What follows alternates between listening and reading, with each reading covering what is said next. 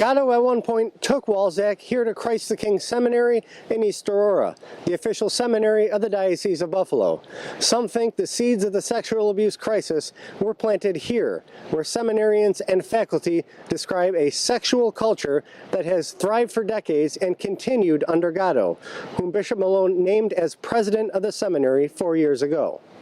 When Father Gatto became the rector of Christ the King Seminary, the hypocrisy of that was part of the motivation for me to leave active priestly ministry. Jim Faluszczak is a former priest in Erie, PA, who spends much of his time advocating for victims of sexual abuse. In the mid-90s, Gatto was his formation director at Christ the King Seminary, where men from the Diocese of Erie and the Diocese of Buffalo would study to become priests. Much of the following account is based on sworn testimony Faluszczak gave under oath during the recent grand jury investigation of clergy sexual abuse in Pennsylvania. So he was in an official capacity supervising me and deciding 1 year to the next whether I would advance to the next year and ultimately get ordained. Faluszczak confided in Gatto that he was gay.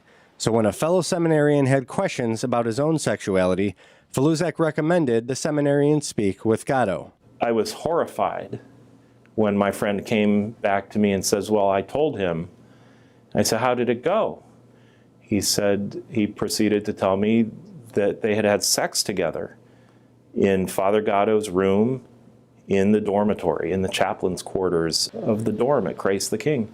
That somebody who was sexually involved with a student would now be at the pinnacle, who would be overseeing the entire life of the seminary, was a clear signal to me that the church was broken from the inside, just sick. Faluszczak in 2014 took his concerns to Lawrence Persico, Bishop of Erie, PA. Persico told him he would forward the information on to Bishop Malone. After hearing nothing, Faluszczak 6 months ago sent a letter to Bishop Malone saying he regarded Malone as a noble man who had a chance to do the right thing and investigate Gatto. In response to this story, the Diocese of Buffalo released a statement saying Malone met with Bishop Persico in Erie shortly after receiving Faluszczak's letter, where Bishop Persico told him the priest completely denied that there was anything inappropriate between himself and Father Gatto. The statement said other church officials again looked into the matter this week and concluded this was handled properly. 2 months after Faluszczak made the allegations,